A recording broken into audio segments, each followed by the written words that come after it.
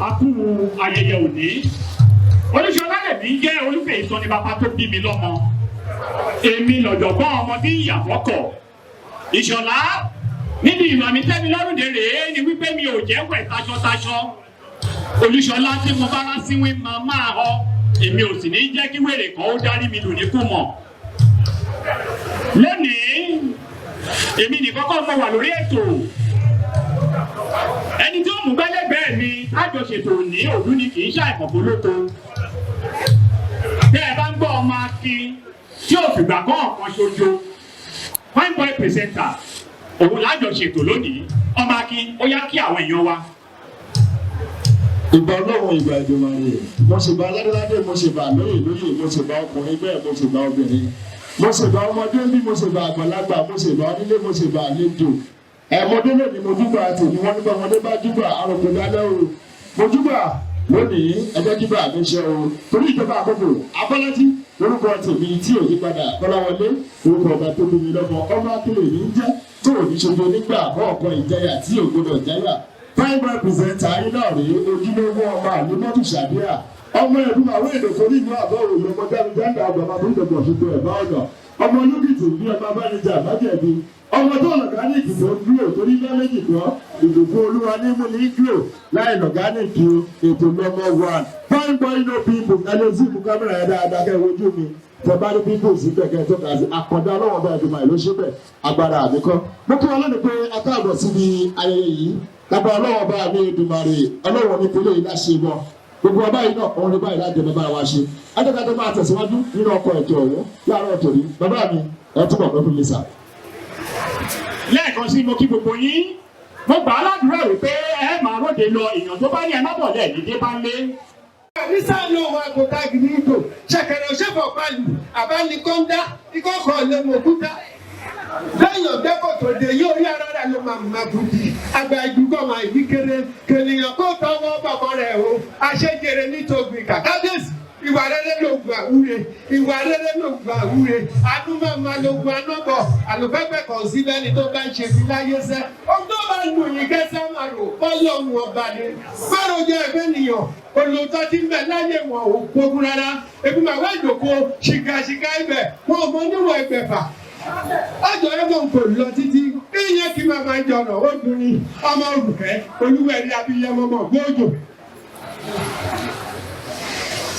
Ọmọ onílé àyàyó kọ̀bì àyàyó, ọmọ olúmọ̀gbà àyàyó, ọmọ ọ̀kọ̀ọ̀kọ̀ dáná méjì ní dọ́gbandọ́gba, onílé ọlá, alágbàlá ògo, òyọ̀bù sàrà ẹ̀lọ́yìn, mátàlúgbowó ọba, olùdùsọ̀dé dẹ̀rọ̀, aṣọ́bàwùsì, ọba táyẹ̀rọ̀ bí agogo, onílé ọlá, alágbàlá ògo ni Ebumawe ìdòkó, ọmọ olóòjò ìtọ́gbọ̀.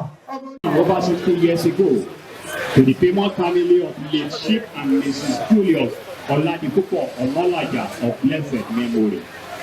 Young Ademola had his primary education at his military officer at the United Nations Peacemaking Center, Kirikoro, Bamako, Mali. He also served in the United Nations mission in Liberia as a military observer. Thereafter, as Deputy Chief of Staff, Headquarter Nigeria Army Signal, and finally, prior to his retirement, he was the commander of the Signal Brigade in Maitu, Lagos. Dr. Ademola attended a number of courses at home and abroad. He attended junior staff course at home and senior course in Ghana. He attended course in computer, equipment management, communication management, and logistic management all at home. He also attended defense management and international peace support operation courses in Ghana and Mali. Colonel Onalaja is a graduate of Obafemi Awolowo University, where he had BSc in electrical and electronic engineering. He is also graduate of Ghana Institute of Management and Public Administration for his postgraduate diploma. At the senior level, he attended National Defense College, Dhaka in Bangladesh, and also had his Master of Security Studies, MOSS, at the Bangladesh Fellow Defense College, FDC, graduate of Nigerian Army College of Logistics, NACOL. Fellow International Institute of Professional Security, FIIPS. Fellow Enterprises Security Risk Management, FESRS. Fellow Nigerian Institute for Industrial Security. He has doctoral award in his honor, and also OGS Merit Award as Grammarian of Honor of the prestigious CMS Grammar School, his alma mater. He is a member of Men Progress League of Methodist Church Nigeria, Ago-Iwoye, and also a member of ASIS International and Nigeria. Recently, he was conferred with the award Knight of John Wesley, KJW, of Methodist Church Nigeria in recognition of his service to humanity. Sir Colonel Dr. Ademola Onalaja retired, KJW, is presently the Managing Director of Proton Security Service Limited, and also the former Senior Special Assistant to the President of Senate on Security and Intelligence. He is the lay President of Methodist Church Nigeria, Diocese of Ijebu, and also the Aṣíwájú of Ijo Methodist Cathedral, Ago-Iwoye in Ogun State. He is happily married and blessed with the children. Kadesi and other members of the high table, I'm presenting to you, Sir Colonel Dr. Ademola. Please put your hands together for Balogun while you move forward to the high table. Balogun, Ago-Iwoye. Where the kilabu, Ekilabu. Aṣíwájú Ogun lálọ́, àgbẹ̀yìn Ogun lálọ́. Gbogbo àjọwà ẹ máa fẹsẹ̀ ní kọ̀ọ̀kan. Ẹ máa fẹsẹ̀ ní kọ̀ọ̀kan.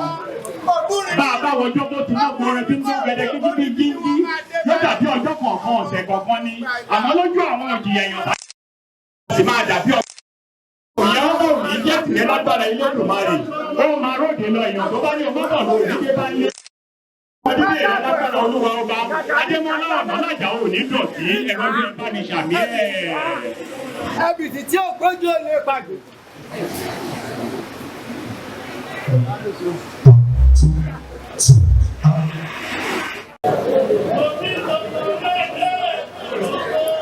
Kábíyèsí sà.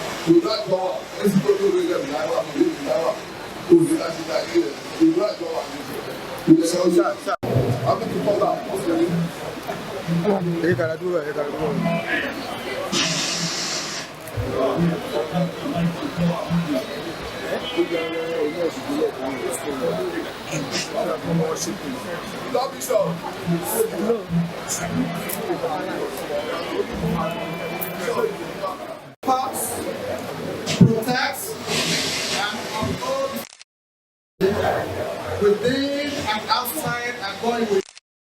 I carry out the duties of my traditional title religiously, which is the me by the Ebumawe and Ago-Iwoye that I will do this with a full determination, pledge, and purpose, without any mental reservation or meditation whatsoever.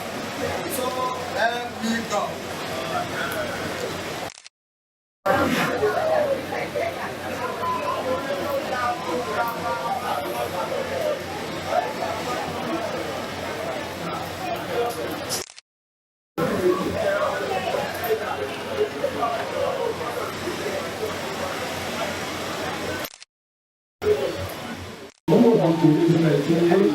Ìbájọ́pọ̀ ẹ̀yìn àfọwọ́pèsè àti àfọwọ́ ìlóòótọ́ yóò mú ìdàgbàsókè wá, yóò mú ìtẹ̀síwájú wá, yóò mú ìrìnbọ̀ ìlóye, àìdàgbàsókè òfin òye lórúkọ bá àti tí ọmọ àti tí.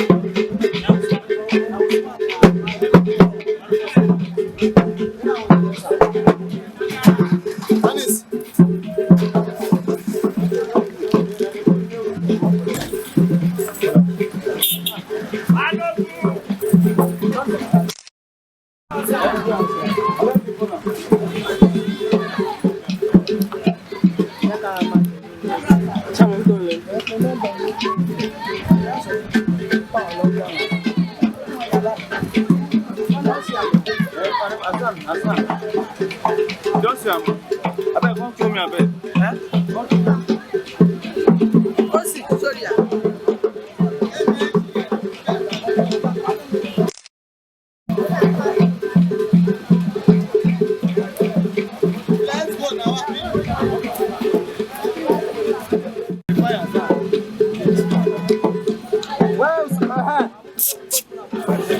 Down, go and clear the road for that there.